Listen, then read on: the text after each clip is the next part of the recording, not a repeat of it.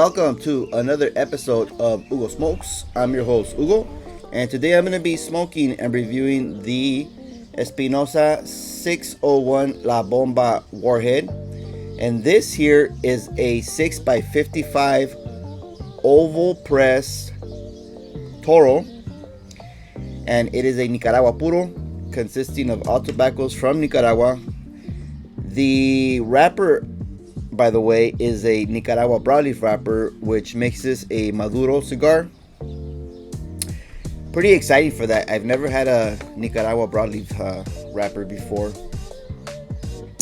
As far as my previous experience with the Espinosa line, the latest one I reviewed for the channel was La Crema, and that's a Connecticut shade wrapper cigar, which I believe I rated a 5-pack worthy. Nice cigar for the morning. It left me wanting a little bit more, in my opinion, but nevertheless, it's a good cigar. Go check it out. I want to thank my buddy Matt with 1T for sending this into the channel. The man acquired a full box of it. Cool box.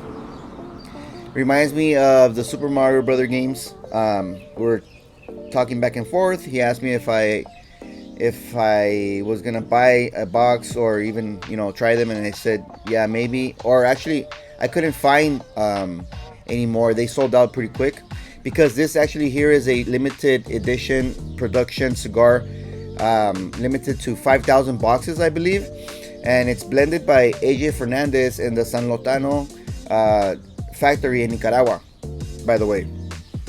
So thank you, Matt, for sending this into the channel. Appreciate that, man.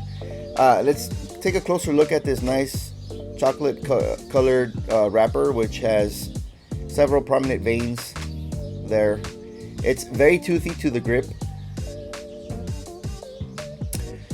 Looks like a double cap there. It's a little bit sloppy right there. Hopefully it doesn't lift up on me. And like I mentioned before, it's an oval press, which is pretty cool. Never smoked an Oval-Press before. And you can see the nice ornate warhead emoji there. Pretty cool, huh? Very earthy on the wrapper itself. So let's go ahead and straight cut this bad boy.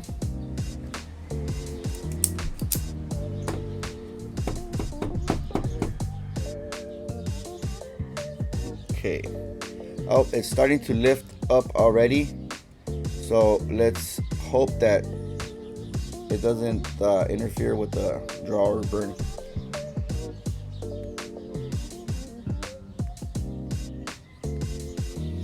Really nice draw on this cigar. And just basically really earthy tones on the cold draw. We'll see what happens. Let's go ahead and light it up.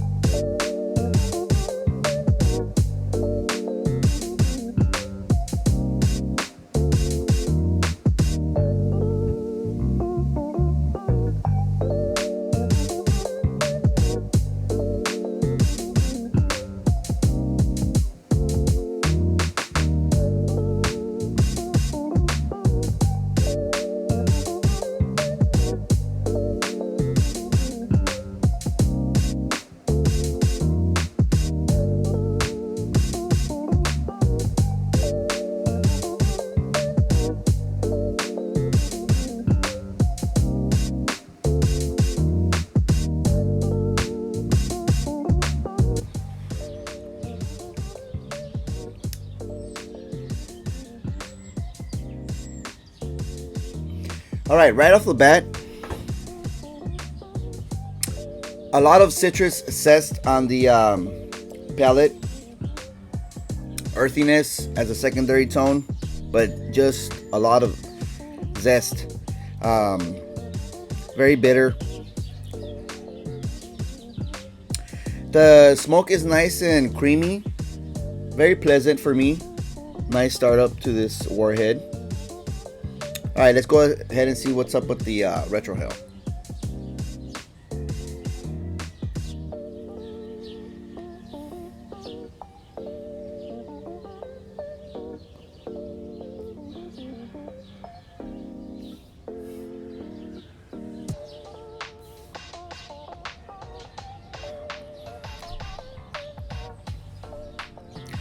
All right, right off the bat on the retrohale, already getting like a medium sting on the sinus, like about a 4 or 5 out of 10.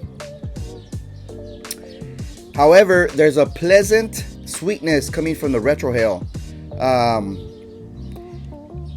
Very subliminal. It is almost like a bready / nutty sweetness. Can't really fully experience it yet. It's barely opening up. There's also some zestiness coming through the retro, as well as some earthiness. But the smoke is just really nice and creamy, like almost like abundant smoke. I'm enjoying this cigar, to be honest with you. Like so far, it's pretty good.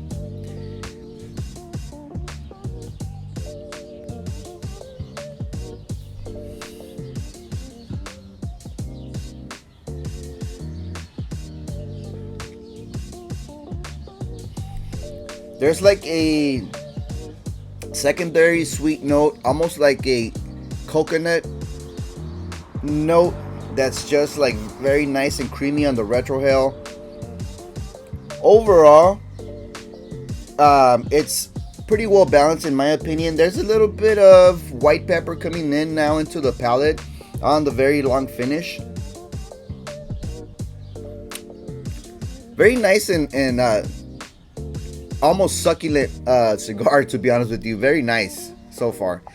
I've actually been holding on to this cigar for almost maybe 2 months. I'm not sure. I gotta check my unboxing when Matt sent over the bomb, just because I heard it was like a pretty much a pepper bomb. But you know, everybody's palate's different. But just to be on the safe side, I decided to let it chill, simmer, marinate, if you will, just in case if there's any abundance of pepper, they will mellow out. So yeah, one last thing, I want to send a shout out to my buddy Art Garcia of Segovia's Esteli Tabaqueria in Nicaragua for giving me this hat and giving me the pleasure of meeting him last week. Cool dude, man. Go check out his cigars. I actually have a review of his Maduro. I'll link it to this review in the description. All right, let me go ahead and keep smoking this down past the first third, and I'll be back for my first update. Welcome back. I'm at the end of the first third of this Espinosa Warhead. As you can see, the ash is nice and stacked. Burn line is flawless, razor sharp, nice grayish white ash. And this cigar produces tons of smoke. It breathes beautifully, as you can see.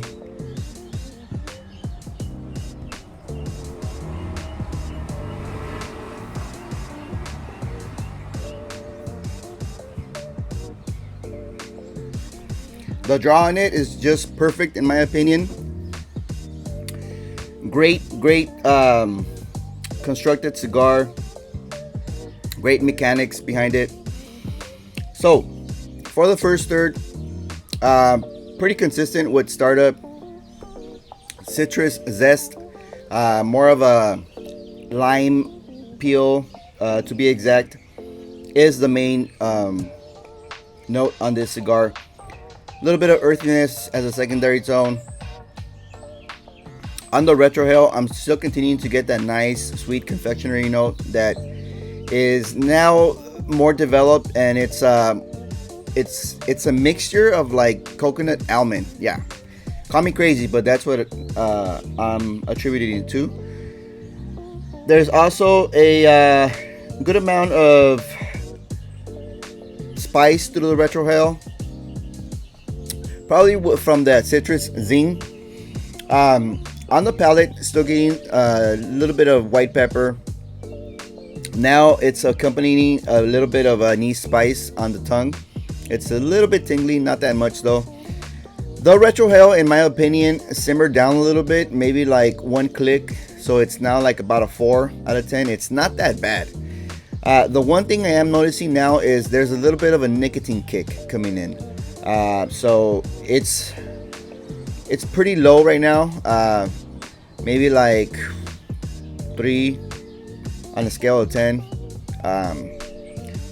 So not that bad. Overall, it's a very nice and enjoyable cigar so far. Not complaining. By the way, I forgot to mention, Matt makes the best reels on his cigar reviews. Go check him out. I'll link his Instagram in the description, of course. He does have a YouTube. I don't think he uploads any content on there.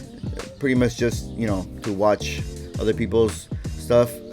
I believe he was doing like some cooking videos, or like, you know, a mixture of stuff, gentleman videos and whatnot. Anyway, you can go check him out. He's a cool dude.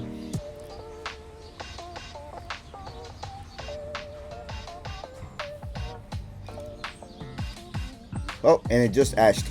All right, let me continue smoking this down past the second third, and I'll be back for my next update. Welcome back. I'm at the end of the second third. This Warhead 10. As you can see, the construction just continues to be pretty much dead on, man. Burn line is razor sharp. Great standing white ash. Still producing lots of smoke.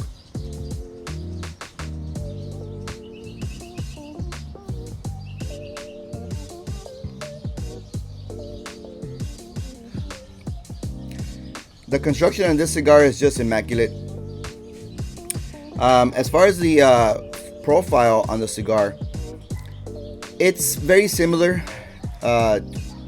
here on the second third to the first third. However, the earthy tones on the main palate are a little bit more prominent now. The primary note being that orange zest, and the pepper might have increased a little bit as well. On the retrohale, still getting that nice citrus note. Now there's some florality coming through the retrohale, which is apparent on the long finish. It's pretty nice and enjoyable in my opinion. The sweet confectionery note diminished. It's barely perceivable now. So overall, it's a nice cigar that keeps you on your toes. I was actually kind of like expecting like a more of a linear cigar, but not bad. For being a AJ Fernandez, honestly, you know, I don't know about any of you, but when I hear AJ Fernandez, I just hear like, in my head, it's already like a pepper bomb, because he makes just these bold, aggressive cigars, in my opinion. But yeah, this is not the case here. You know, it is full-bodied, full strength, but it's manageable. And you know, I don't feel I have a high tolerance for pepper or bold cigars. So that's pretty much everything that's going on here in the second third. Also, the retrohale is continuing to be like moderate, about a 5 or 6 out of 10 now. So it might have increased a little bit, but nothing you can't handle. So let me go ahead and keep smoking this down all the way as far as I can, and I'll be back for my final update and closing thoughts on this Espinosa Warhead. Welcome back. I'm at the end of this Espinosa Warhead, and I mean, nothing to complain about construction here, man. It's immaculate. The burn line is razor sharp. Pretty much awesome construction. I think most AJ cigars are constructed very well. I mean, the guy's been in the game for like a long time.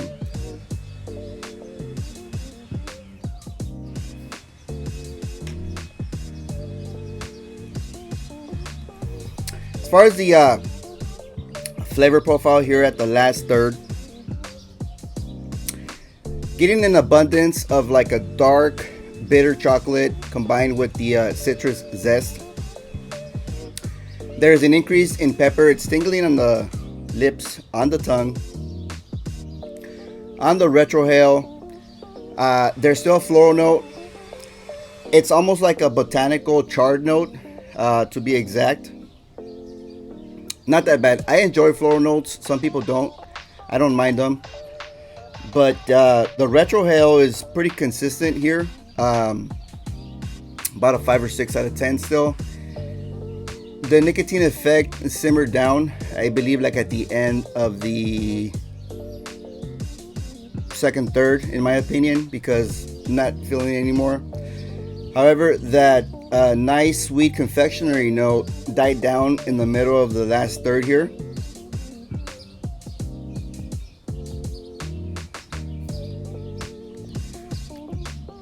So yeah, so in my opinion, it turned a little bit AJ here at the end, you know, just kind of bold. Overall, I can't knock down any points on the construction of the cigar. It's amazing. It's immaculate. You know, I have been letting it rest for a while, and it's actually been in my desktop humidor. So I think that helped it out a lot.